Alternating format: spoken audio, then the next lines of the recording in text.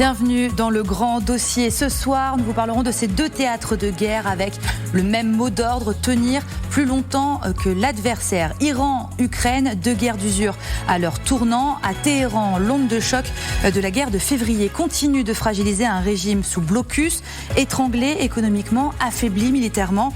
Pourtant, les États-Unis semblent toujours incapables de sortir d'un conflit qui devait à l'origine ne durer que quelques semaines. Une guerre rapide s'est transformée en guerre d'endurance. En Ukraine, la 5e année de guerre s'installe elle aussi dans une logique d'attrition. Sur le front, on grignote du terrain dans les villes, on frappe les infrastructures alors que les civils sont encore pris pour cible. Et du côté de Moscou, le Kremlin, vous le verrez, lui, mise sur le temps long aussi face à une population fatiguée par la guerre. Le pouvoir puise jusque dans les mythes et les cryptes de l'histoire russe pour entretenir la mobilisation. Deux guerres, deux stratégies, une même bataille, celle de l'endurance. Qui pourra tenir le plus longtemps, qui pourra remplacer ses hommes, ses armes et ses ressources, et puis surtout qui craquera le premier. C'est le thème de votre grand dossier ce soir, au cœur de ces guerres où le temps est devenu une arme. Et pour ouvrir ce grand dossier, je vous propose d'écouter le président Donald Trump qui s'est exprimé hier soir justement sur la guerre avec l'Iran, une guerre d'usure. À propos de la guerre économique menée contre l'Iran, est-ce que cela signifie que les options militaires dans la région sont limitées ? Non, pas du tout. Cela signifie simplement que nous attendons de voir ce qui va se passer. Ils n'ont pas d'argent, ils n'ont pas de marine, ils n'ont pas d'armée de l'air, ils ne payent pas leurs soldats, ils ne payent pas leurs policiers, ils ont un taux d'inflation de 350%. Nous allons donc simplement attendre de voir ce qui va se passer. Si vous regardez le blocus, nous avons le contrôle total de toute cette région autour du détroit d'Ormuz. Et cela inclut bien sûr les zones terrestres. Donc ils aimeraient beaucoup conclure un accord, mais ils ne sont pas prêts à conclure le bon accord à mon avis. Et pour en parler ce soir avec moi, Elisabeth Shepard, c'est la maîtresse de conférence et directrice du programme politique et relations internationales à l'université de Tours, spécialiste défense et sécurité. Ketevan Gorgestani, chroniqueuse internationale France 24, journaliste franco-américaine, ancienne correspondante à Washington. On retrouve le général Gilles Abray, ancien général inspecteur de l'armée de terre, enseignant à l'Institut catholique de Paris, et Yves Doutrillo, ancien ambassadeur de France à l'OSCE et représentant permanent adjoint de la France à l'ONU. Merci d'être avec nous. On avait parlé de ce D-Day économique annoncé par Donald Trump qui présentait ça comme un isolement financier total de l'Iran.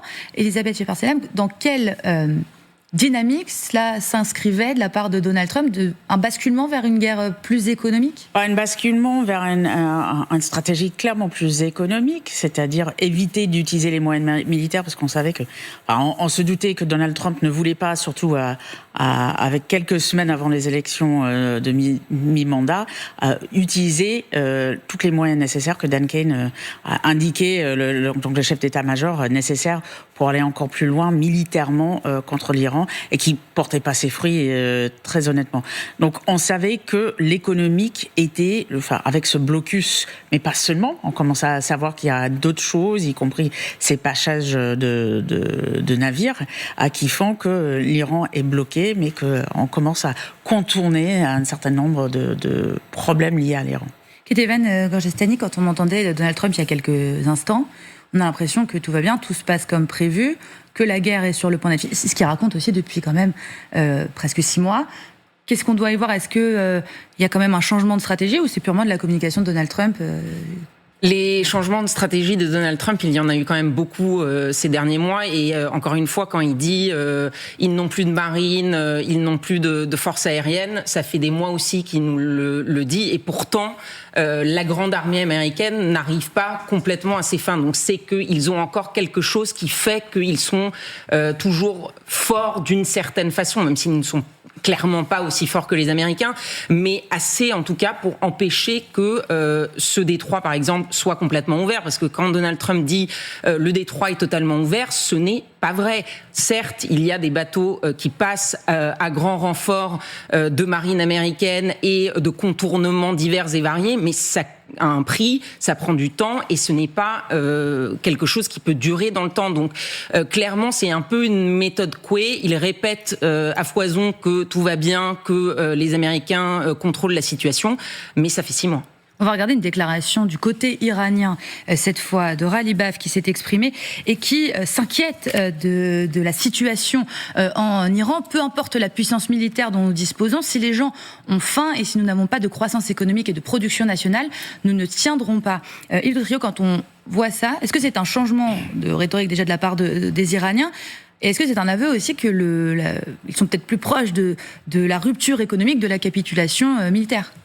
Oui et non, parce qu'il relève quand même qu'il dispose d'une puissance militaire, si on prend la phrase dans sa totalité. Et si les gens ont faim en Iran, d'après Ghalibaf, c'est à cause des Américains et du blocus du golfe d'Ormuz. Alors simplement, tout ça est assez paradoxal quand M. Trump dit on va gagner, mais il faut se retrouver dans la situation antérieure à cette guerre. Et antérieurement à cette guerre, il n'y avait pas de problème du golfe d'Ormuz. 20% du pétrole y passait sans difficulté majeure. Et c'est cette guerre qui a amené l'Iran dans ce qu'on appelle maintenant une guerre hybride, à bloquer le passage du détroit d'Ormuz. Donc en réalité, ce que cherche à faire maintenant M. Trump, c'est de rétablir la situation telle qu'elle était avant la guerre qu'ils ont initiée en 2025 avec Israël. Cette guerre, elle avait un objectif qui était le nucléaire, interdire l'Iran d'accéder à l'arme nucléaire. Et puis personne n'en parle. Et ça reste une option militaire pour le coup pour l'Iran. Donc c'est un énorme paradoxe et le monde entier en souffre avec les prix du pétrole. On voit qu'il y a même des gens qui renoncent à faire leur plein de pétrole. Donc y compris en France, le monde entier souffre d'une guerre que nous n'avons pas voulu. Certes, nous sommes tout à fait opposés en France, j'en parle en tant qu'ancien diplomate, à ce que l'Iran se dote de l'arme nucléaire. Ça, c'est un objectif légitime, et qu'on aurait mieux fait d'ailleurs. Le fait qu'un Iranien dise on ne tiendra pas, c'est pas une nouveauté, c'est pas dans le discours, c'est pas quelque chose qu'on avait entendu. Cette phrase, oui, elle est assez nouvelle, mais il faut voir, eux aussi, puisque vous dites à juste titre que M. Trump utilise des termes de part et d'autre, c'est la même chose du côté iranien, puisque l'avant-veille, je crois que le président Pécherian était en train de dire que l'Iran était en train de gagner cette guerre. Mais qu'il fallait négocier avec Washington. Et que le monde entier reconnaissait que l'Iran était quasiment victorieux, pour à peu près 6. Oui, mais il plaidait pour un accord avec Washington et donc pour mettre fin à la guerre, même si l'Iran le gagnait. Mais l'Iran était victorieux. Mais tout le monde veut mettre fin à la guerre. La question, c'est qu'ils ont des façons de mettre fin à la guerre qui sont complètement diamétralement opposées.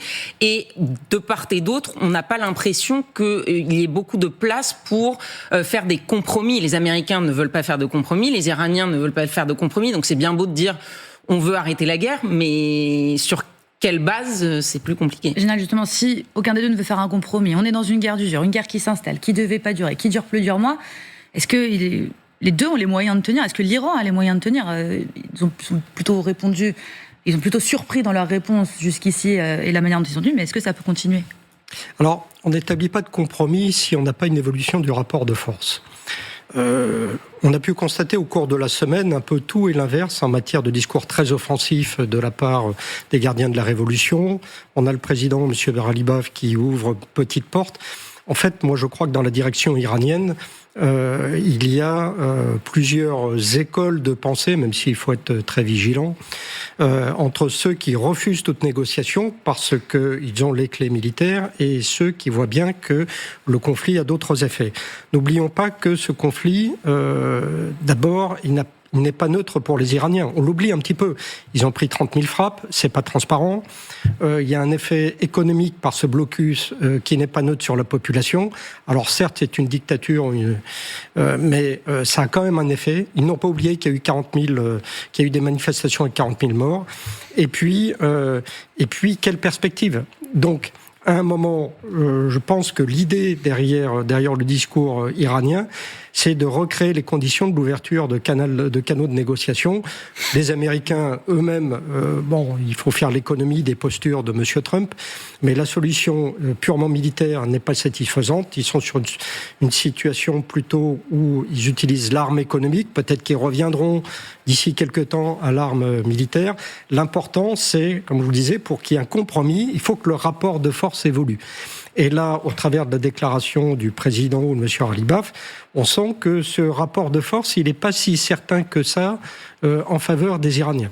Alors justement, le rapport de force est en train d'évoluer éventuellement, mais les Américains en appellent même au reste du monde, aux autres pays, par la voix de Scott Bessent, le secrétaire au Trésor, qui demande au monde entier à venir contre l'Iran. Écoutez justement.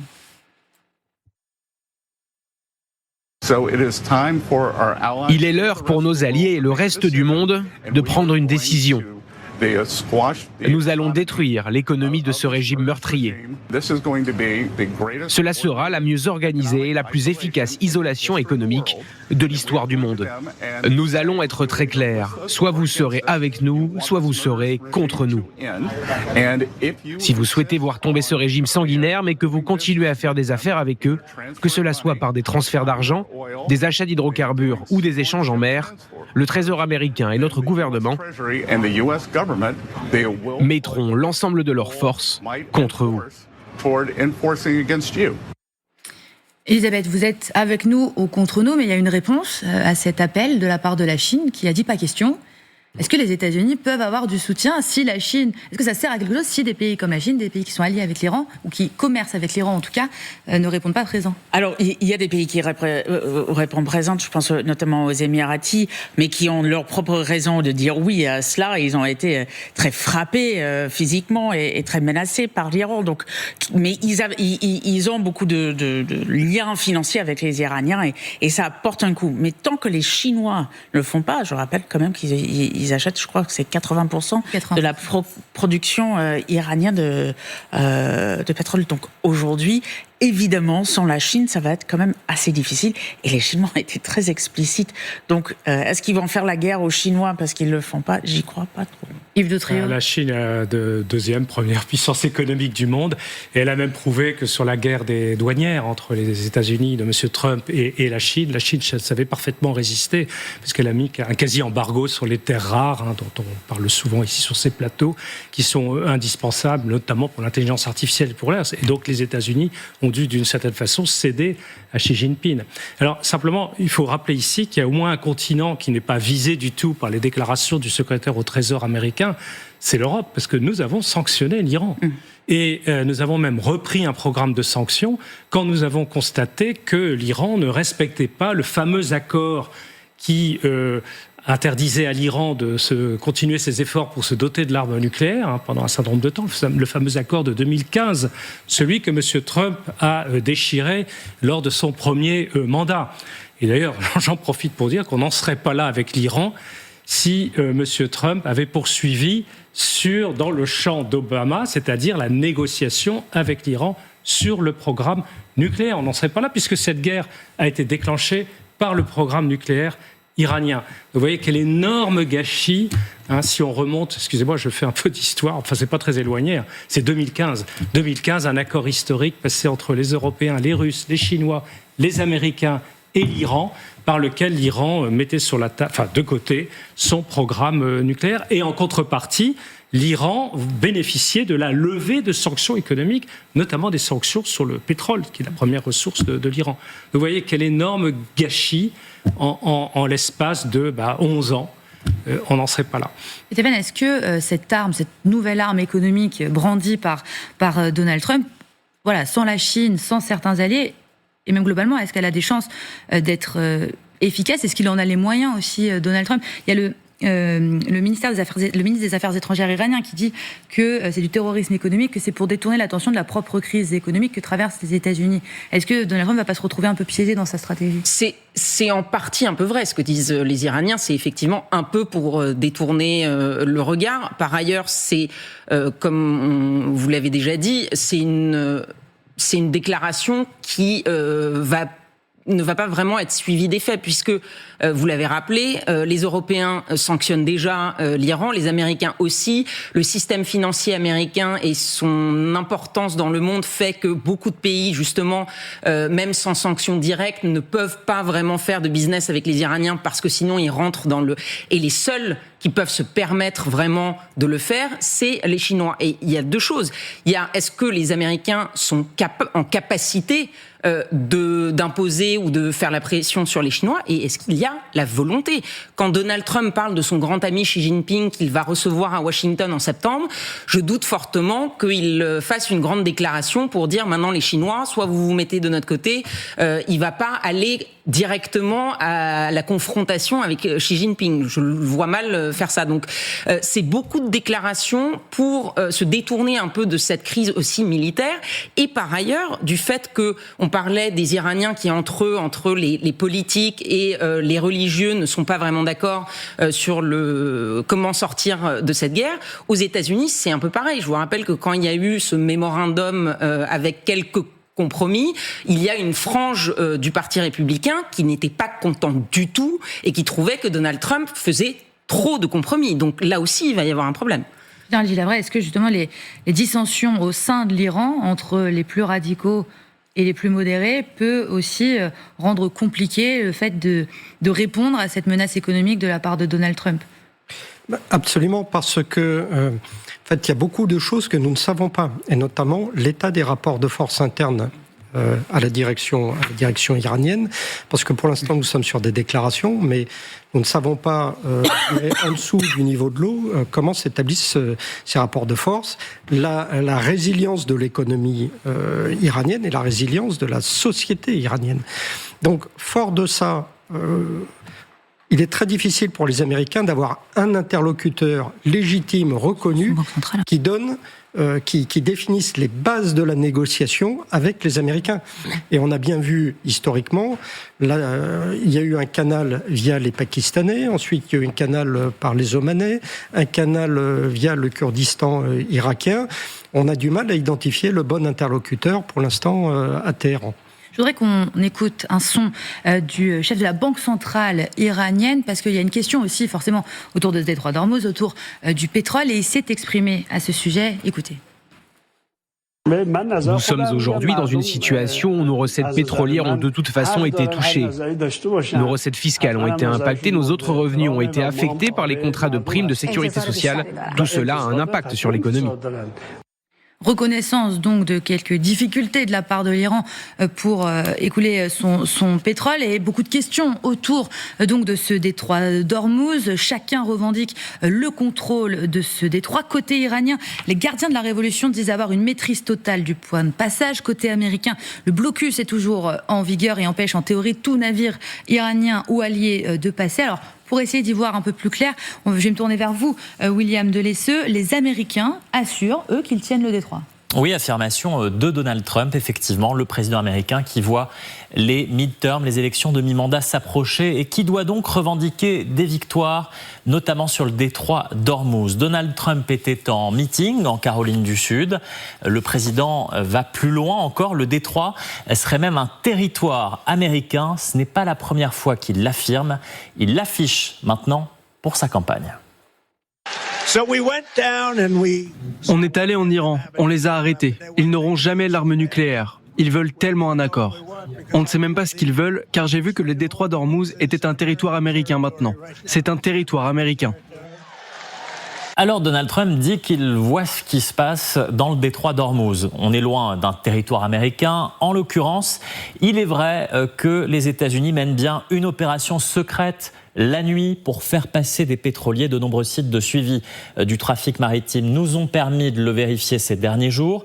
Des navires fantômes liés aux intérêts américains et les États du Golfe, parfois chargés de pétrole, notamment irakien. Information du média spécialisé Axios, très renseigné, vous savez, sur ce qui se passe au plus haut, au sommet de la Maison Blanche. Ils empruntent cette route au sud de l'Iran. On va la voir s'afficher en longeant les côtes du sultanat d'Oman. Regardez, c'est cette route verte ici qui permet de rester à distance raisonnable de l'Iran au nord. On savait que cette route permettait le passage de certains bateaux. Mais alors, William, tout cela se fait sans que les Iraniens ne soient au courant? Oui, les Iraniens n'ont plus de vision précise, exacte, d'après Axios, du passage par cette route du sud du détroit d'Ormuz. Leurs radars et leurs autres tours de surveillance ont été endommagés par les États-Unis. C'était notamment en juillet. Il y a eu des frappes ici sur l'île de Keshm et également à Sirik, des frappes donc sur des radars, des instruments de surveillance iraniens, ce qui a porté un coup évidemment à la vision exacte qu'ont pu avoir les Iraniens sur ce qui passait ou pas dans le détroit. Ensuite, une surveillance américaine de ces navires a été mise en place. On ne peut pas parler d'une escorte, ce qui serait beaucoup plus vulnérable, mais donc une surveillance avec des attaques ciblées. 8 drones et 2 missiles de croisière iraniens ont par exemple été abattus par les Américains. Quel résultat pour ces opérations ? 15 à 20 pétroliers par jour parviendraient à franchir clandestinement le détroit d'Ormuz. Il y aurait même eu 40 pétroliers qui seraient passés hier soir d'après le média Axios. Concrètement, cela fait 10 millions de barils quotidiens en moyenne. On serait même monté à 15 millions de barils pour la seule nuit de mardi. D'après le secrétaire à l'énergie Chris Wright, ce chiffre est important, 15 millions, car la moyenne qui transitait par le détroit avant la guerre, c'était 20 millions de barils quotidiens, chiffre donc avant le conflit entre les États-Unis et l'Iran. 5 millions de barils, entre 5 et 10 millions de barils, séparent donc la situation actuelle de celle d'avant le conflit. Cela permet aux États-Unis de maintenir un pétrole en dessous des $100 le baril. Toutes ces affirmations le permettent. Et c'est donc un des axes de la campagne anti-inflation menée par Donald Trump. Merci beaucoup, William Delesseux, pour vos éclairages. Je me tourne vers vous, Général Gilabret. On parle de quelques dizaines de bateaux qui passent le détroit d'Ormuz, mais les États-Unis communiquent sur 15 millions de pétrole. Ils ne parlent pas en nombre de bateaux, d'ailleurs, ils parlent en nombre de barils. C'est peut-être un petit peu moins parlant, mais est-ce que ça passe ? On était à 130, 140 bateaux qui passaient avant le début de la guerre. Ces chiffres-là, qu'est-ce qu'ils veulent dire, en fait ? En fait, ils veulent surtout dire qu'en matière de communication, M. Trump veut faire passer l'idée que la situation se normalise sous le contrôle de l'armée américaine. Alors, ce qui est vrai, c'est que les frappes sur Keshm, Sirik et Bandar Abbas ont détruit toutes les infrastructures de surveillance fixes et un certain nombre de sites qui permettaient de traiter directement les bateaux. Les traiter, c'est-à-dire éventuellement les détruire. Donc ça, c'est vrai. Pour autant, le renseignement iranien ne passe pas que par ces structures, parce qu'il y a beaucoup de pêcheurs dans la zone, et le renseignement passe par d'autres canaux.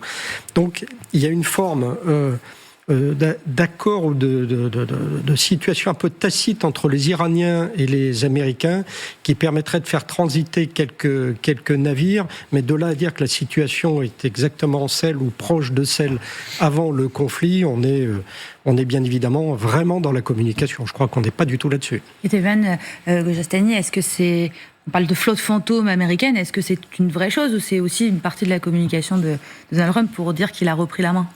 Alors, il y a une partie de communication, il y a aussi une partie réelle, et ça a été assez bien documenté sur la façon dont ces bateaux récupèrent du pétrole et ensuite ne vont pas finir le voyage. Ils transfèrent ce pétrole au sud de la côte omanaise pour les transférer à d'autres tankers qui vont ensuite aller en Chine et ailleurs.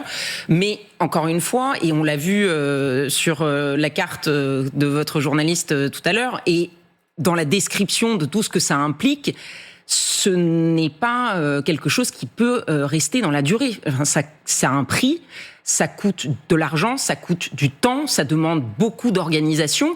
Et par ailleurs, ça n'empêche pas la possibilité, à un moment ou un autre, des Iraniens de potentiellement essayer soit de taper un de ces bateaux, ou alors de reprendre leur frappe sur des pays du Golfe, notamment sur Oman, qui par ailleurs s'est aussi fait menacer par Donald Trump, alors qu'ils sont censés être alliés avec les Américains, puisqu'il a dit il y a quelques jours, si les Omanais se mettent pas complètement dans notre camp et qu'ils continuent à discuter avec les Américains, on va les frapper, on va les bombarder.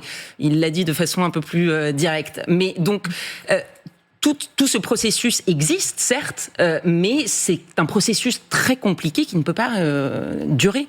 Elisabeth Shepard-Selem, est-ce que les Américains ont une possibilité de reprendre une partie du contrôle sur le détroit d'Ormuz? Alors, plus qu'ils font actuellement, je ne crois pas. Pourquoi ? Parce que cette nuisance, cette guerre asymétrique est toujours une possibilité. On l'a déjà vu.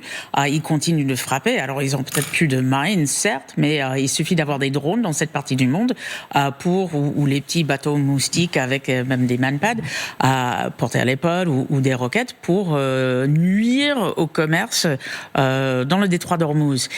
Ils le savent très bien, enfin, surtout les alliés du Golfe, qui sont en réalité, c'est pas des bateaux américains qui passent, c'est des bateaux saoudiens, c'est des bateaux des Émiratis qui passent juste de l'autre côté, comme Madame disait, pour transverser dans d'autres bateaux. Donc, ils n'ont pas, enfin, les moyens aujourd'hui sont contribués à une opération militaire encore plus importante, ce qu'ils ont déjà fait. Je ne le vois pas, ou bien évidemment par des moyens diplomatiques. Mais aujourd'hui, ils font un maximum. Mais encore une fois, ce n'est pas suffisant à long terme pour rétablir totalement le commerce pétrolier, et pas que pétrolier, on peut parler des engrais, on peut parler du hélium, il y a beaucoup de choses qui sont transportées par le détroit d'Ormuz qui doit être établi à terme, où il va falloir contourner à long terme, et ça va prendre du temps et ça va coûter très cher. Non, ce que je voulais dire, c'est que si les chiffres sont bien confirmés, c'est assez habile, hein, pour une fois. Je ne peux pas toujours critiquer les États-Unis et M. Trump, c'est assez habile, et ça répond à la volonté inacceptable de l'Iran de bloquer ce fameux détroit d'Ormuz, en contradiction totale avec le droit maritime international. Et en voulant imposer, vous en souvenez, on en parle un peu moins maintenant, mais une sorte de taxe sur tous les bateaux qui passeraient. Et en s'entendant, c'est pour ça qu'il y a eu ces propos de M. Trump contre Oman, parce que ça répliquait à des tractations, selon les sources iraniennes, entre l'Iran et Oman, qui partagerait en quelque sorte cette taxe finalement. Dans un sens, les bateaux passeraient justement le long de la côte d'Oman, et dans l'autre sens, le long de la côte iranienne. Et donc c'est ça qu'a voulu contester M. Trump. Et là, pour le coup, ils sont d'accord avec l'Oman pour cette voie de passage. Alors je rappelle simplement qu'au niveau européen, nous défendons le droit international, et ce qui a été dit aussi par une coalition d'États, notamment la France, mais aussi les Britanniques et d'autres, je parle sous le contrôle du général, là c'est plutôt au niveau de la flotte, c'est que les Européens et peut-être d'autres partenaires seraient prêts, une fois que les combats ont véritablement cessé, d'envisager une opération maritime pour défendre le commerce international dans le détroit d'Ormuz, et ce, dans l'intérêt du monde entier, puisque 20% du pétrole, c'était dit tout à l'heure, transitait avant ce conflit par le détroit d'Ormuz. Général, est-ce que c'est une opération maritime qu'il faut ? Est-ce que les sanctions économiques ou l'étouffement, la guerre économique que met en place Donald Trump peut jouer sur le détroit d'Ormuz et peut finir par le débloquer d'une autre manière ?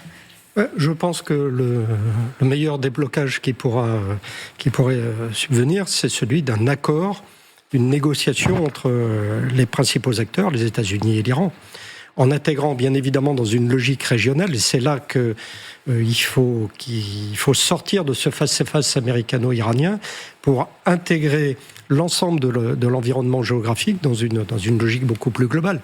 Et donc en invitant les États du Golfe non plus à être des acteurs malgré eux de cette situation, mais plutôt des acteurs de la pacification et de la mise en place d'un système pérenne.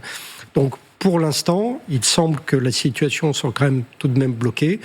Tant que la situation économique iranienne d'une part ou américaine d'autre part restera sur les positions actuelles, je vois mal la manière dont on pourrait sortir de cette impasse, quand bien même on ferait des opérations de nuit en faisant transiter quelques bateaux. Ce ne sera pas pérenne.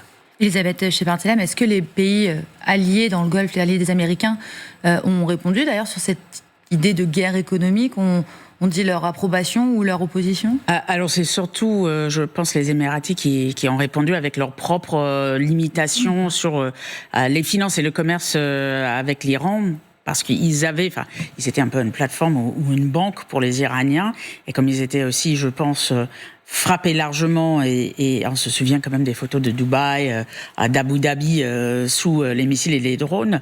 Ils ont tout intérêt, sans, je pense, avoir beaucoup de coercion de la part des Américains à y participer. Maintenant, pour les autres, c'est moins sûr, mais ils n'étaient pas non plus les mêmes types de plaques tournantes, peut-être le Qatar, mais pour les Iraniens. Mais encore une fois, tant que la Chine ne répond pas positivement, je ne suis pas convaincue et je pense qu'ils le feront pas, bien évidemment, je pense que ça va être tout de même compliqué.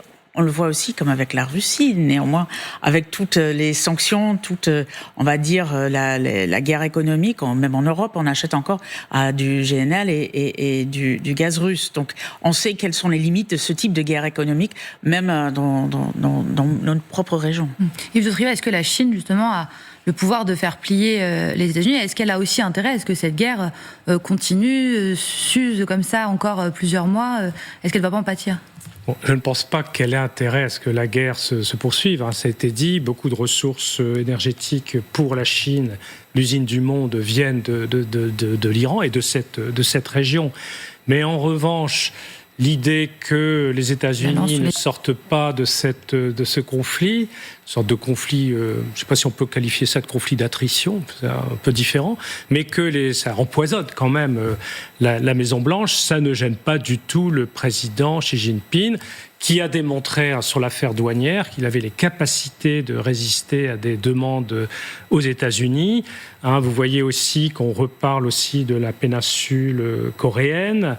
Vous voyez aussi qu'on reparle aussi au Japon du fait que la Russie occupe les îles au nord de l'archipel nippon. Donc, bref, il se passe des choses dans l'espace Indo-Pacifique, que les États-Unis se concentrent sur le détroit d'Ormuz, d'une certaine façon, ça ne gêne pas vraiment la Chine et peut-être même au contraire. Alors symboliquement, je crois qu'il y a plus de porte-avions américains pour l'instant, en tout cas pendant quelques semaines, et c'est apparemment sans précédent récent dans l'Indo-Pacifique, puisque le dernier porte-avions qui était là est parti relever le fameux Lincoln. Donc c'est peut-être simplement symbolique, mais ça veut dire que, vous savez, pour la Chine, ce qui est vraiment important, c'est son espace, j'allais dire, vital, en mer de Chine du Sud, etc. Il y a l'affaire de Taïwan.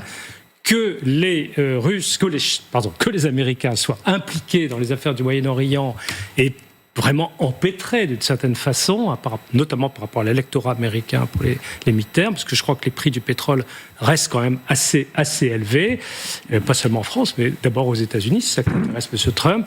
Ça ne gêne pas véritablement M. Xi Jinping.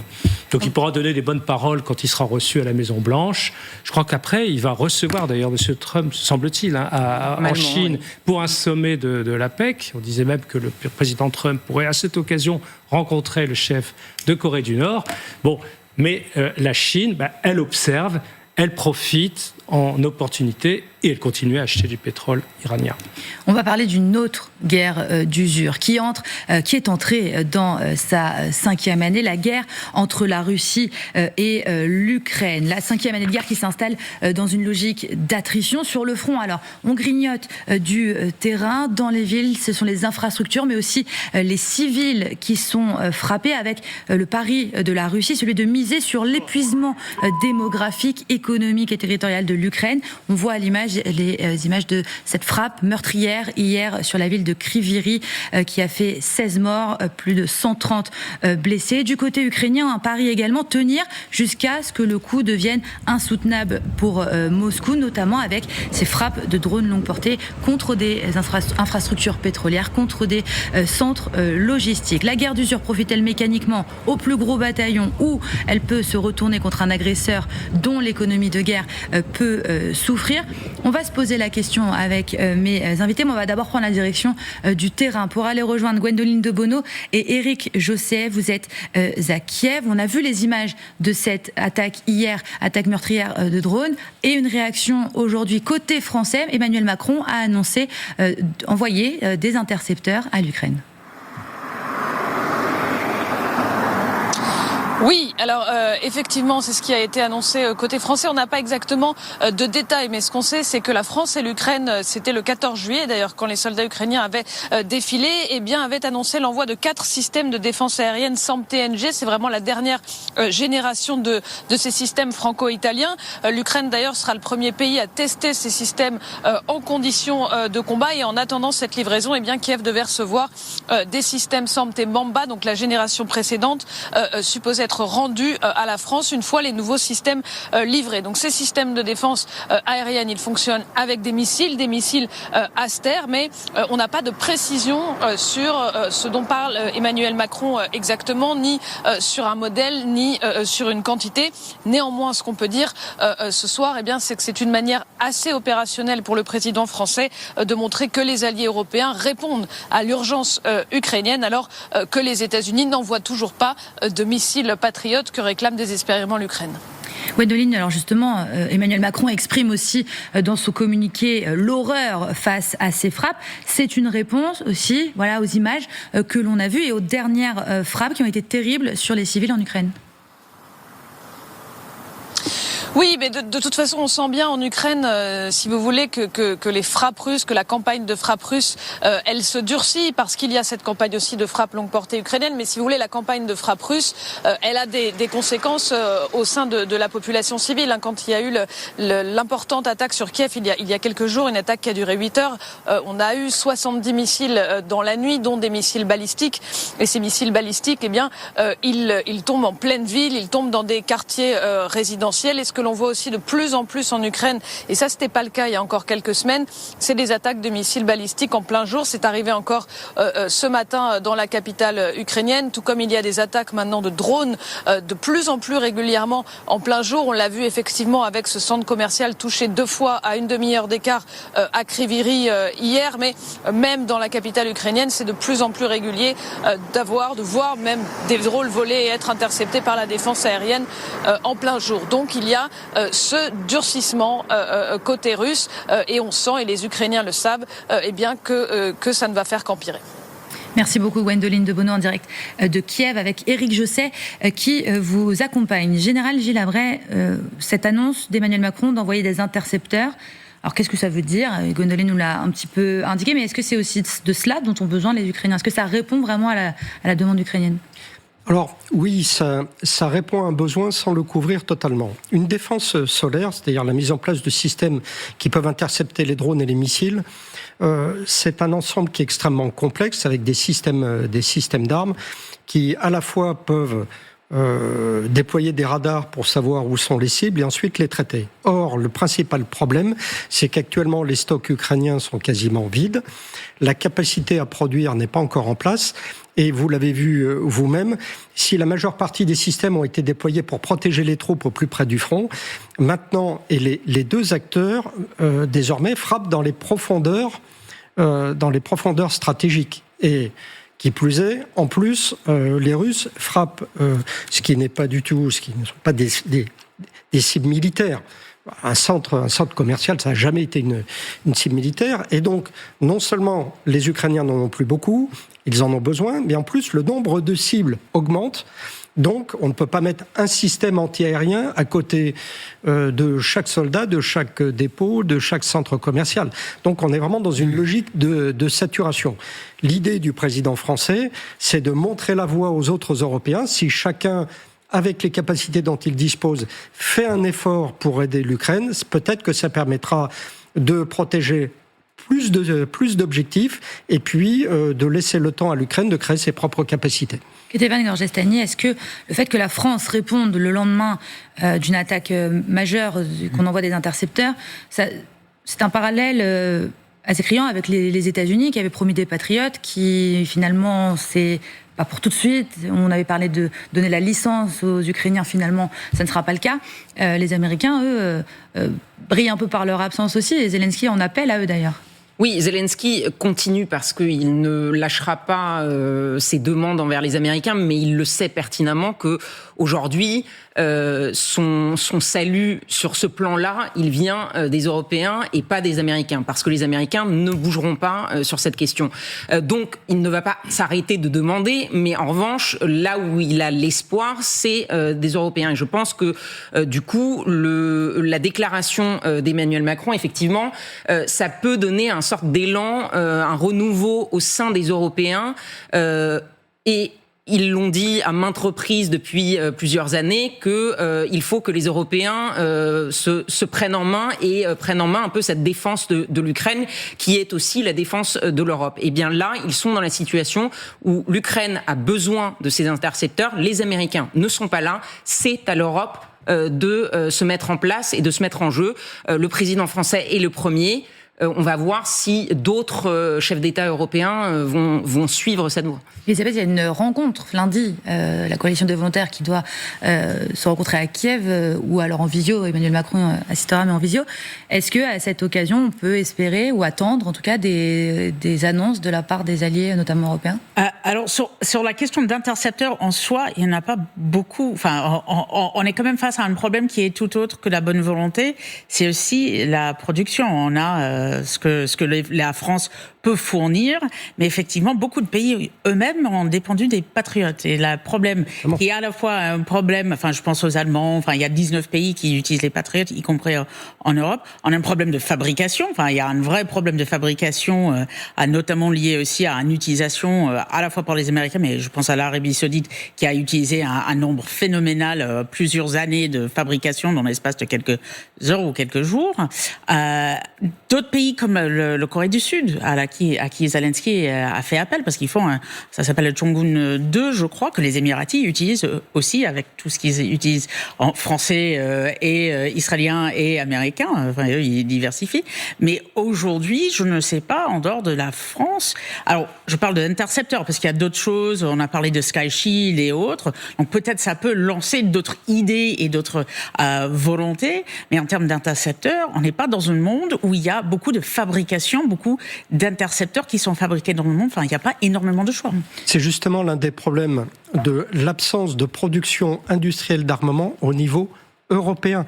À partir du moment où un certain nombre de nos partenaires limitent leur réflexion stratégique à acheter des matériels américains, non seulement ils ne produisent pas, ils ne participent pas à la production d'un armement européen indépendant, et en plus, ils sont liés aux critères de non-réexportation des matériels achetés aux Américains, c'est-à-dire qu'ils peuvent très bien acheter du Patriot, mais ils n'ont pas le droit de céder leurs Patriot aux Ukrainiens. C'est l'Allemagne surtout. Enfin, le général, il est très poli, il le dit pas, mais on parle surtout de l'Allemagne, qui à la fois, je vais nous fait des enfants dans le dos un peu sur cette question-là, alors qu'on est tous, qui d'ailleurs a acheté la Arrow 3 chez les Israéliens aussi. Ils n'achètent pas que américains, il faut le dire. Ils ont des patriotes, mais ils peuvent pas les réexporter et ils investissent pas dans les solutions européennes, qui est la véritable solution pour nos problèmes à long terme, parce que je rappelle quand même qu'un certain nombre de chefs d'état-major ont dit qu'il va falloir se protéger aussi d'une menace à 5, 10, je sais pas, 15 ans des Russes, et il va falloir se protéger à long terme. Et s'il faut se tourner vers les Américains, on voit quel problème ça présente. Alors justement, les Ukrainiens se tournent vers les Américains, c'était déjà le cas avant, mais encore une fois, à l'issue de ces drones, alors qu'ils rappelaient encore une fois qu'il fallait plus d'intercepteurs, plus de défense antiaérienne, le ministre des Affaires étrangères ukrainien en a appelé directement aux Américains. Écoutez. C'est de la pure barbarie de la part des Russes. Ce sont tout simplement... Alors, c'était pas le bon son et pas le bon nom. On reviendra dessus. Oui, non, ce que je voulais dire simplement, c'est que dès l'avènement de M. Trump, on a bien vu que la politique américaine a complètement changé par rapport à Zelensky et aux demandes d'aide militaire et d'aide économique de l'Ukraine. Vous vous souvenez tous de cette séance orageuse de février 2025 à la Maison-Blanche. Et donc, aujourd'hui, c'est clair que les Américains ne donnent plus rien.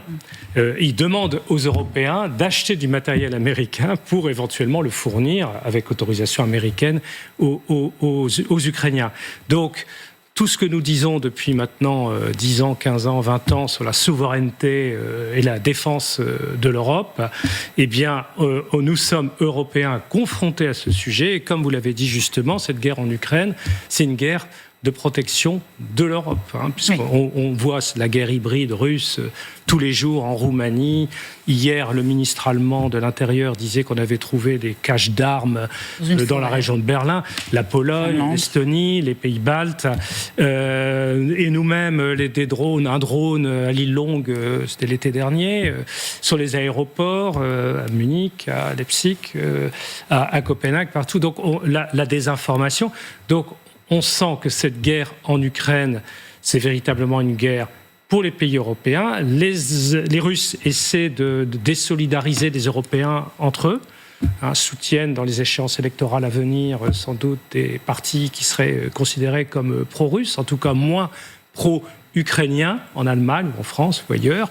Et donc il y a un véritable enjeu de nos sociétés chez nous, en France, en Europe, considérer que ce conflit en Ukraine qui touche les populations civiles, c'est clair que c'est une guerre, une sorte de, je crois que les Ukrainiens utilisent souvent l'expression de terrorisme. Oui. C'est du terrorisme contre les populations civiles. Regardez, en plein jour, dans un centre commercial. Et on va vous expliquer que c'est un objectif militaire. Donc on est là dans des crimes de guerre massifs. Et donc nous ne pouvons pas ne pas réagir. Alors je suis tout à fait d'accord, il y a un problème de moyens.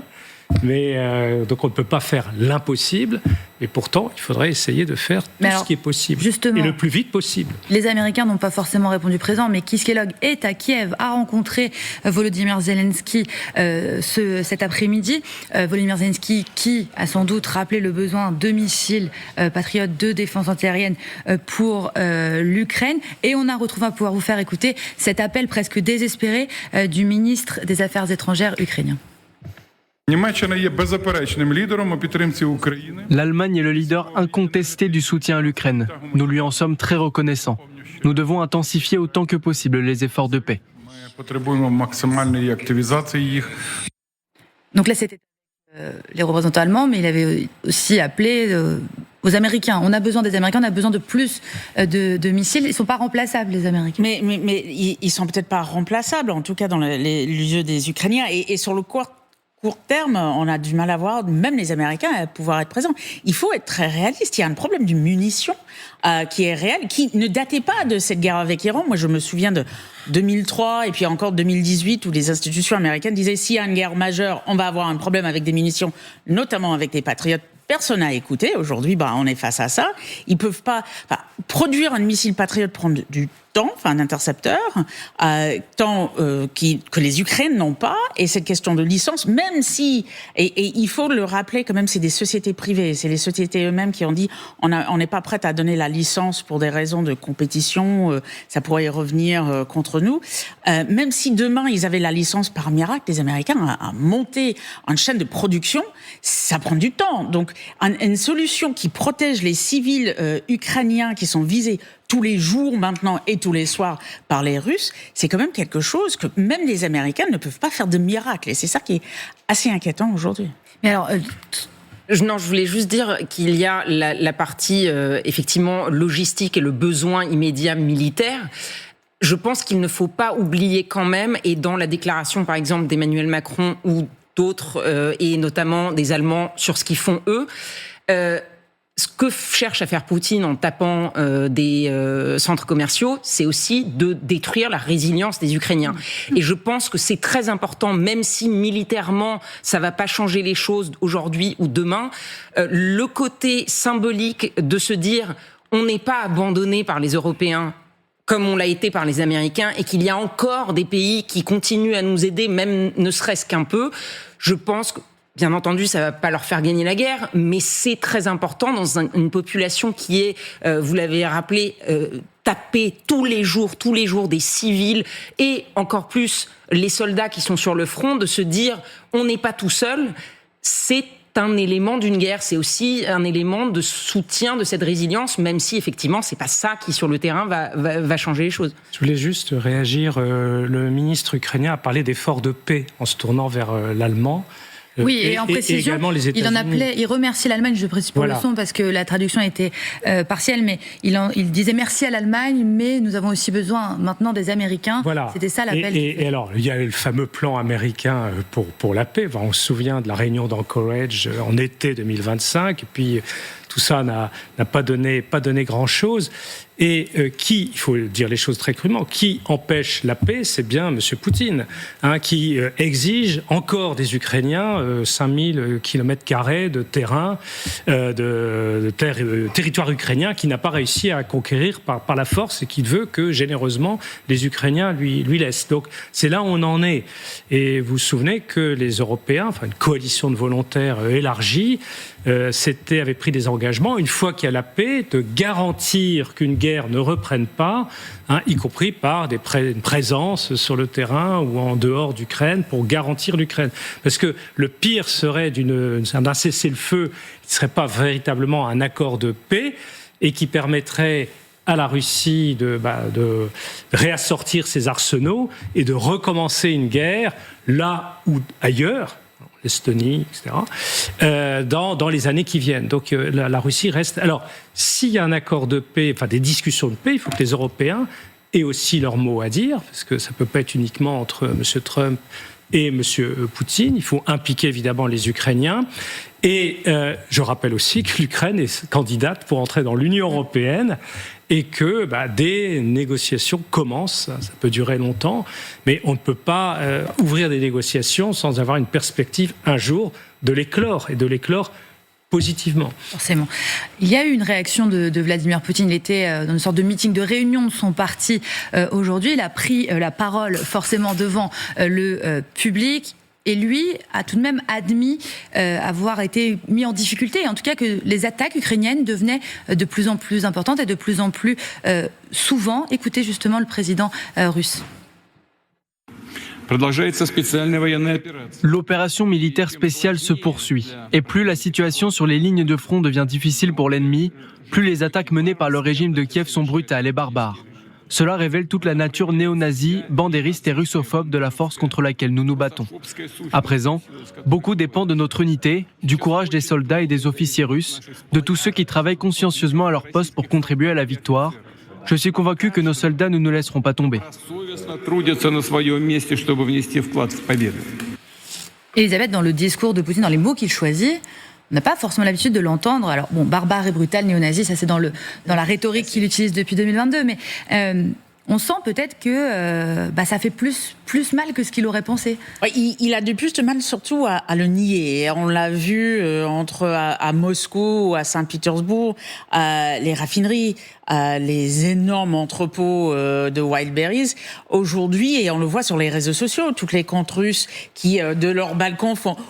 Oh, regarde ce qui brûle, il ne peut plus dire « Ah non, c'est une opération spéciale ». Enfin, il le dit quand même, mais il ne peut pas nier que ça les touche. On voit les gens qui cherchent de l'essence, qui passent des heures, voire des jours à faire l'accueil et puis qui postent en ligne, ceux qui postent les dégâts sur d'autres cibles. Ça devient très difficile de l'éviter parce que sa population le sent aujourd'hui et c'est ça qui compte dans ces discours-là. Sa population le voit parce que Volodymyr Zelensky et l'armée ukrainienne prennent pour cible notamment des entrepôts en périphérie des grandes villes, à proximité de Moscou, à proximité de Saint-Pétersbourg. Hier, c'est un entrepôt du logisticien Ozone qui a été visé. C'est l'équivalent toujours d'Amazon russe. Il y avait eu les entrepôts Wildberries dont on a beaucoup parlé, qui est un hub logistique aussi pour la Russie. Général Gilavray, pourquoi ces cibles-là ont un sens particulier et là amènent à faire réagir Vladimir Poutine ces dernières semaines? Alors, à mon avis, pour plusieurs raisons. La première des raisons, c'est que ces entreprises ne sont jamais tout à fait des entreprises civiles. Elles sont plutôt civilo-militaires et une partie d'entre elles alimentent dans leur flux les unités au front. Ça, c'est un premier point. Deuxièmement, ça a un effet économique, puisque toute l'économie locale est désorganisée par la destruction de ces sites. Et puis il y a un troisième effet, qui est un effet que l'on a précisé, c'est que ça fait rentrer le quotidien de la guerre dans la vie de tous les jours de populations qui sont peut-être un petit peu loin du front ou pas concernées parce que leurs enfants ou leurs familles ne sont pas mobilisés. Et tout à coup, ils voient des fumées qui s'élèvent à 45 km de Moscou et les gens se disent tiens, il se passe quelque chose.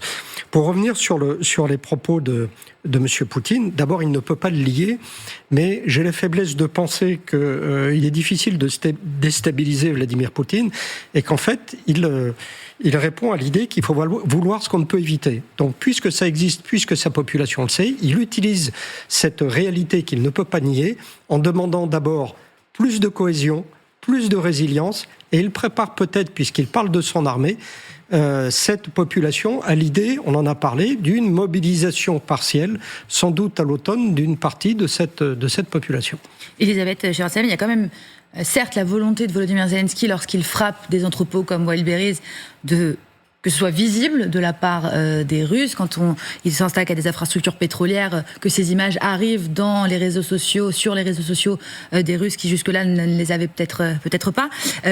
Mais il y a quand même une différence avec la Russie, parce qu'on a entendu parler de cette opération spéciale qui avait été prévue par Mikhailo Fedorov, qui a été limogé depuis ancien ministre de la Défense, qui voulait envoyer un essaim de drone sur les aéroports, notamment moscovites, pour paralyser. Zelensky aurait freiné parce que ça touchait l'aviation civile. Donc il y a la volonté de faire voir cette guerre, mais tout avec cet équilibre, de ne pas aller frapper des civils trop... Non, les Ukrainiens font beaucoup plus attention. Alors les Russes, c'est plutôt une intention de frapper des civils. Je pense que c'est même une stratégie. Les Ukrainiens se posent ces questions-là. Quand on frappe un entrepôt, par exemple, Wildberries, il y a aussi... j'imagine il y a 1 ou 2 personnes, mais c'est pas une cible uniquement civile aussi, parce qu'il y a aussi des choses qui transitent pour le front, pour des soldats, pour l'armée. C'est aussi une cible économique. Le poids de Wildberries est économiquement est suffisamment important pour que même dans les sphères, je pense à la Banque centrale ou le Kremlin, l'idée de peut-être être obligé de les aider, de recourir à des aides parce qu'ils font tellement partie de l'économie est importante. Mais on ne voit pas, on n'a pas vu ni une maternité. Moi, je pense à le nombre de maternités en Ukraine et d'infrastructures hospitalières qui ont été frappées par les Russes, des centres commerciaux. Là, c'était un supermarché en plein milieu d'une journée, un vendredi, quand les gens sont en train de faire leurs courses pour le week-end. Effectivement, les Ukrainiens font beaucoup plus attention. Ils se posent les bonnes questions, comme tout pays d'ailleurs qui veut rentrer dans l'Union européenne et qui fait partie de l'Europe, en fait. Et c'est ça aussi, c'est pour garder ses soutiens, parce que demain, ils font exploser un aéroport à Moscou ou un avion ou un hôpital. Dans quelle position vont être les Européens ? Comment est-ce que les Européens défendent le fait de taper un hôpital ? Donc il ne peut pas faire ça, Vladimir Zelensky. Toute la question est de savoir si ces attaques ukrainiennes contre des dépôts logistiques et autres, et le fait qu'en Russie, dans un grand nombre de régions, on voit des fumées, etc., est-ce que ça peut amener, c'est la question fondamentale, un changement de la population russe par rapport à cette opération militaire spéciale en Ukraine ? Alors là, c'est toute la question de la mobilisation éventuelle, non pas militaire, mais des populations civiles contre cette guerre. Et là, malheureusement, il y a tout lieu d'être assez pessimiste, parce qu'il y a une mainmise totale du Kremlin sur l'opinion, sur l'expression publique en Russie. Si vous êtes contre cette guerre, c'est la case prison ou l'exil. Et donc, dans le système dictatorial russe actuel, on ne voit pas dans les mois qui viennent, en tout cas, de possibilités d'opposition à cette guerre. C'est difficile à faire émerger forcément, mais il y a peut-être quelques signes d'une certaine inquiétude, alors peut-être panique même de la part des Russes, parce que la Russie fait face à une grande fuite, celle des capitaux. Les particuliers et les entreprises sortent l'argent de leurs banques. Le mouvement a pris des proportions inquiétantes pour le Kremlin, William Delesseux. Oui, on a quelques chiffres, Marion, l'équivalent de 25 milliards d'euros. Et bien voilà, cet équivalent-là est dans la nature, en tout cas sorti en dehors des banques depuis Le début de l'année en Russie, ça représente 1% du PIB russe, n'est pas négligeable. C'est de l'argent qui sort donc, du circuit susceptible d'être contrôlé par l'État. On va y revenir. Cette fuite des capitaux semble s'accentuer ces dernières semaines, ces derniers mois. Regardez le chiffre pour le mois de juillet. Les Russes ont retiré de leur épargne l'équivalent de plus de 6,5 milliards d'euros en un seul mois. Et difficile, Marion, de croire à une reprise subite de la consommation. Alors que reflètent ces chiffres, William ? La grande nervosité des Russes, on l'a dit, la crainte aussi d'une saisie pure et simple de leurs avoirs par l'État, de leurs avoirs financiers, de leur épargne, de leur livret, pour financer directement l'effort de guerre. Pour l'instant, cette menace n'a pas été brandie par le Kremlin. Deuxième strate aussi de cette crise de confiance, les Russes n'ont plus confiance dans leurs institutions, dans leurs banques qui sont, je le rappelle, coupé du monde. C'est l'autre guerre économique. Le système bancaire est bridé. Il a été endommagé par les multiples sanctions européennes et internationales. Et puis, il y a une forme de fébrilité qu'on a évoquée aussi, qu'on vient d'évoquer avec les frappes ukrainiennes, comme sur les entrepôts de Wildberries, ou encore, il y a tout juste quelques heures sur Ozone, autre site de vente en ligne. Eh bien, toutes ces frappes touchent le quotidien, affectent le quotidien des Russes. Je voudrais aussi mentionner toutes ces pénuries de carburant qu'on voit ces derniers mois en Crimée notamment, ou encore sur la mer Noire. On est en pleine saison touristique, je le rappelle, autour de Krasnodar. La guerre se voit, elle se ressent, et donc les Russes perdent confiance dans leur État, dans leur système bancaire. Il est donc difficile en Russie de se projeter vers l'avenir, alors on met l'argent sous le matelas plutôt qu'à la banque. Merci beaucoup William pour ces précisions. Général Gilabret, il y a pas beaucoup de liberté d'expression en Russie. En effet, on ne peut pas critiquer publiquement la guerre, mais il y a quand même aussi des signes que certains ont peut-être peur que la guerre devienne pire, que maintenant les touche plus directement, ou en tout cas on anticipe qu'il faille faire attention, qu'il faille sortir son argent des banques, par exemple. Je pense qu'il y a un vrai effet psychologique sur les frappes sur les entrepôts qui amènent, comme je le disais, la guerre dans le quotidien des Russes. Maintenant, je pense qu'il ne faut pas tirer de conclusions trop rapides. On l'a vu d'ailleurs avec un autre pays, l'Iran. Lorsque vous frappez un pays, même si vous n'aimez pas le régime et que vous le critiquez, ou critiquez les conséquences de son action, vous restez russe et il y a un effet de solidarité ou de cohésion qui se met en place. C'est pour ça qu'il y a une forme de nervosité, pourquoi pas, mais de là à en tirer des conclusions sur la fragilisation du régime, je n'irai pas jusque-là. En tout cas, il y a juste une toute petite différence, je suis tout à fait d'accord avec ce que vous dites sur la réaction d'une population quand on bombarde ces installations civiles, comme l'ont fait les Américains et les Israéliens en Iran. Mais là, cette guerre, elle est très spéciale, parce que finalement, les Russes et les Ukrainiens, d'après M. Poutine lui-même, ce sont des frères. C'est une guerre fratricide, et il peut y avoir pas mal de Russes qui peuvent ressentir. Il y a des familles, j'allais dire mixtes. Il y avait des relations économiques, familiales, culturelles. Et donc, si on est russe, on peut avoir beaucoup de mal à comprendre cette guerre, en fait. Ce sont des frères ukrainiens qu'on a... alors simplement, on ne leur a pas dit que c'était les Russes qui les avaient attaqués. Ils croient encore que ce sont les Ukrainiens qui les ont attaqués, ce qui est complètement faux. C'est pour ça que dans le discours, vous avez parfaitement raison, on parle de néo-nazis, on parle de l'étranger, on parle de l'OTAN, mais on ne parle pas de l'Ukraine ou des Ukrainiens. Je pense que le discours et la propagande russe sont très précis sur ces points. Vous avez parfaitement raison.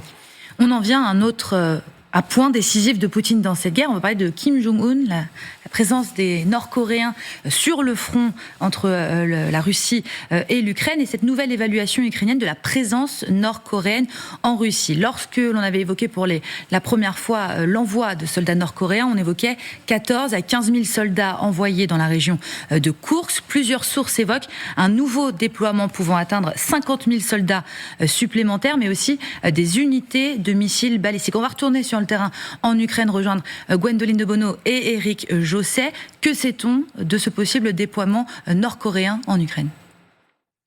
Oui, selon le renseignement militaire ukrainien, 8500 soldats nord-coréens ont été déployés dans la région russe de Koursk. Parmi eux, 1000 ingénieurs ainsi que 400 opérateurs de drones qui pourront être amenés à faire des missions de reconnaissance ainsi que des missions de frappe contre l'Ukraine. Alors, ils ne devraient pas combattre directement sur le sol ukrainien, mais ces soldats nord-coréens devraient être amenés à tenir les positions arrière pour que l'état-major russe puisse avoir plus de soldats pour aller se battre sur le front ukrainien.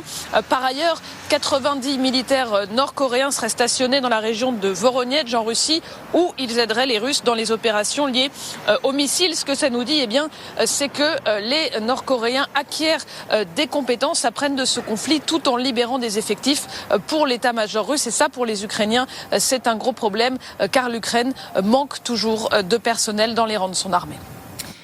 Les soldats nord-coréens en renfort de la Russie et les renseignements russes qui vont même plus loin que les chiffres que donne Gwendoline de Bono, parce qu'ils affirment que Vladimir Poutine voudrait obtenir l'autorisation ou obtenir la signature de 50 000 soldats nord-coréens pour rejoindre les rangs russes. Kim Jong-un, lui, s'est dit fier de sa relation avec la Russie dans une lettre adressée à Vladimir Poutine. C'était le 16 août dernier.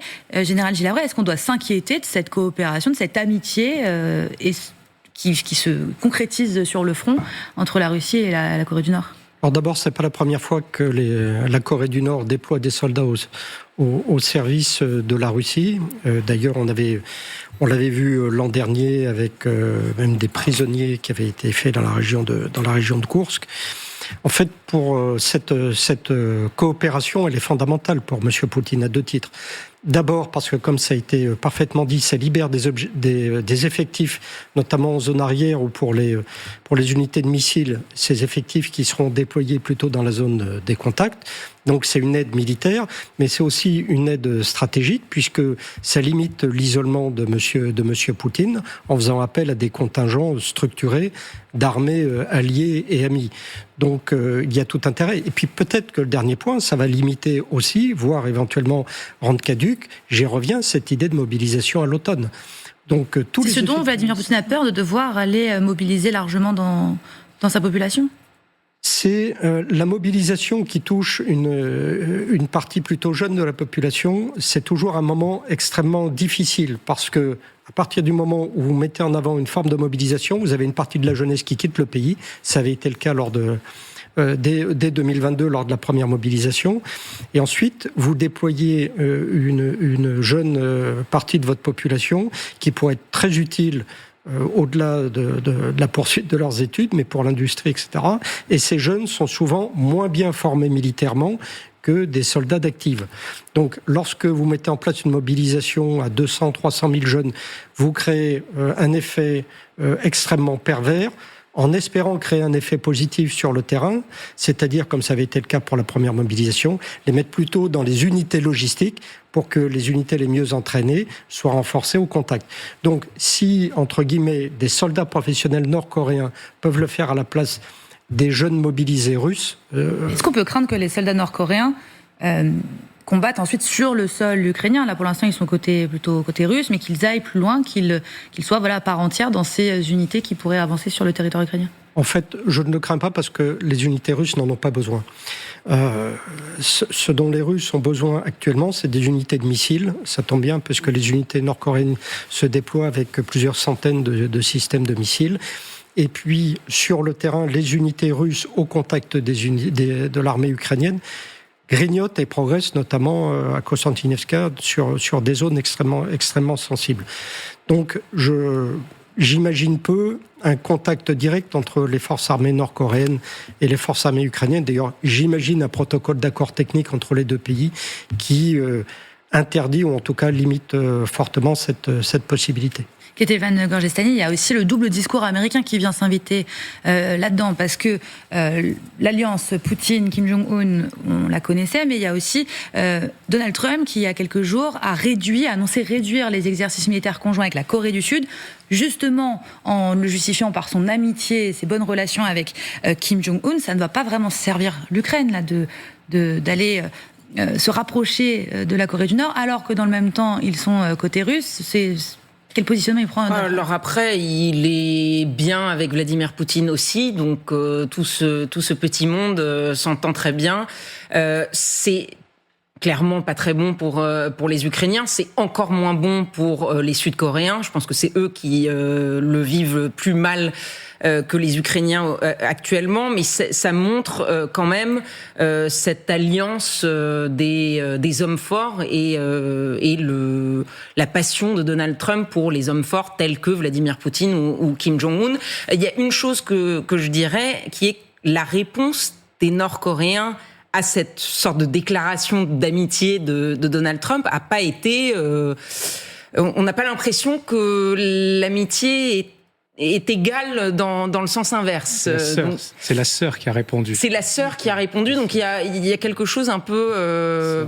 Kim Jong-un. Pourquoi je ne le sais pas, mais c'est vrai que c'est pas exactement peut-être ce qu'aurait voulu avoir Donald Trump comme message en retour. Mais quand Donald Trump évoque son amitié avec Kim Jong-un, est-ce qu'il pense à l'Ukraine ou alors il est sur un autre sujet complètement, il ne dit rien. Il ne pense absolument pas à l'Ukraine. Non, M. Trump avait rencontré 3 fois, je crois, Kim Jong-un pendant son premier mandat, et il rêvait d'avoir un accord par lequel la Corée du Nord renoncerait, justement, c'est un sujet pour l'Iran, à l'arme nucléaire.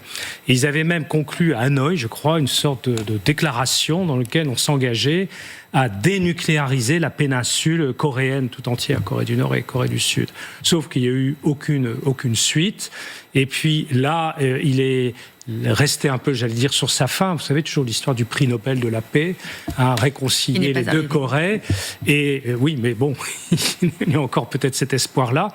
Et donc, ça lui est resté un peu sur le cœur. Il veut reprendre langue avec la Corée du Nord, aux grandes dames de l'allié. Enfin, comme toujours, c'est ce que vous disiez, on s'entend avec des hommes forts et on laisse tomber ses alliés. Les Européens sont bien placés pour le regretter, les Japonais, les Australiens et bien d'autres. Et alors, simplement, à propos des 50 ou 30 000 soldats coréens, ça démontre quand même, je vois bien les explications que vous donnez, mon général, que le problème de recrutement de l'armée russe, alors il y a un problème de recrutement de l'armée ukrainienne qu'on connaît bien, mais certes, le pays est beaucoup plus peuplé, 3 fois plus peuplé que l'Ukraine, mais il y a un vrai problème de recrutement. Alors, je ne sais pas, il me semble qu'à plusieurs reprises sur les plateaux et puis de sources américaines, on disait 30 000 morts russes tous les mois. Je ne sais plus d'où vient ce chiffre, il me semble que Trump l'a dit. Je pense que c'était 30 000 morts ou blessés. Enfin, c'est morts ou blessés. Ouais. Donc, mais ça vous donne quand même, au bout du compte, après plus de 5 ans de guerre, ça ne peut pas ne pas affecter les familles russes. Alors bien sûr, ça touche surtout des gens relativement modestes, des républiques de l'Est et de Sibérie, pas les grandes villes, pas les classes bourgeoises et autres. Mais au bout du compte, en dépit des indemnisations qui sont données aux familles, ça pèse aussi sur ce qu'on appelait tout à l'heure la résilience du peuple russe par rapport à cette guerre. La résilience du peuple russe. Alors ils sont obligés de recruter de manière forcée des Africains qui se retrouvent sur le front, là pour le coup, contraints et forcés, fait prisonnier ensuite par les Ukrainiens, et un certain nombre d'ambassades africaines à Moscou et à Kiev essaient de récupérer ces malheureux. En tout cas, la résilience du peuple russe que vous évoquiez, c'est une vraie question, notamment pour le Kremlin. On va vous parler d'une petite histoire, mais qui en raconte une bien plus grande. C'est celle des reliques d'un prince russe du XIVe siècle qui servirait à motiver les soldats au front. L'idée, elle est très sérieuse. Elle fait son chemin en Russie, justement. Les restes du célèbre Dmitri Donskoy ont été exhumés cette semaine avec la bénédiction de Vladimir Poutine. Ça s'est passé à Moscou, et ces reliques, elles pourraient voyager jusqu'à la ligne de front en Ukraine. William Delesseux, pourquoi est-ce que le Kremlin fait appel de cette façon à l'histoire ? Alors c'est la conviction que le destin d'un grand prince russe peut inspirer les soldats actuels en guerre, en opération spéciale, comme le veut la formule officielle, vous le savez, contre l'Ukraine. Récit passionnant de nos confrères du Figaro autour de cette idée en plusieurs temps. Déjà la bénédiction, vous la voyez à l'écran, par Vladimir Poutine, des restes de ce grand prince. C'était jeudi, 2 jours après l'exhumation. Dmitri Donskoy, ici en en statue. On va le voir dans un monument érigé en 1862. Dimitri Donskoï, 1350-1389. C'est un personnage clé du roman national russe et du récit collectif autour de l'unification du territoire autour de Moscou. C'est ce grand prince qui, en 1380, a battu les Tatars et les forces mongoles. C'est la victoire de Koulikovo. Et cette victoire, elle est capitale dans l'histoire russe. Victoire contre la Horde d'Or et le joug mongol sur la Russie. Et cette victoire marque le début de la résistance et de la reconquête russe ensuite. Il n'en faut pas plus à Vladimir Poutine, évidemment, pour faire le parallèle avec ce qui, selon lui, menace l'unité de la Russie, l'Ukraine de Volodymyr Zelensky et les accusations de nazisme contre l'Ukraine. Et donc l'idée d'envoyer ces reliques auprès des soldats russes pour les galvaniser, renseigne Le Figaro. Un apport spirituel en pleine guerre, tout le monde est pour, que ce soit le cœur du pouvoir ou la puissante Église orthodoxe. Alors la décision officielle de transporter ces reliques n'est pas encore prise. Une grande procession avec ces restes retrouvés est prévue le 6 septembre à Moscou. Et cette date coïncide du 6 septembre avec le jour de la libération en 1943, beaucoup plus tard, libération de Sloviansk et de Kramatorsk de l'occupation nazie dans notre histoire plus récente, donc, ville située en Ukraine. Les dates se chevauchent. Et cela, évidemment, Marion, cela n'a rien d'innocent. Tout est une histoire de symbole. Merci beaucoup, William. Elisabeth, une question. Alors, je ne sais pas si vous êtes une grande experte du prince Dimitri Donskoï, mais globalement, le fait d'utiliser ce genre de symbole, de symbolique presque sacré pour aller motiver les soldats sur le front, c'est quelque chose de commun, ou ça veut quand même dire aussi que Vladimir Poutine a besoin d'aller chercher dans le sacré, dans le symbole pour pouvoir faire ça? Alors, Staline avait déjà utilisé le mémoire de ce fameux prince, je crois que c'était en 1944, c'était tout un brigade de chars ou une colonne de chars qui était financée par l'Église orthodoxe, qu'on voit déjà, bien évidemment, Vladimir Poutine instrumentalisé avec, bien évidemment, l'aval de Kirill, l'Église orthodoxe. Mais donc, c'est pas nouveau, cette histoire. Je crois que la colonne de chars a été justement baptisée au nom de ce fameux prince.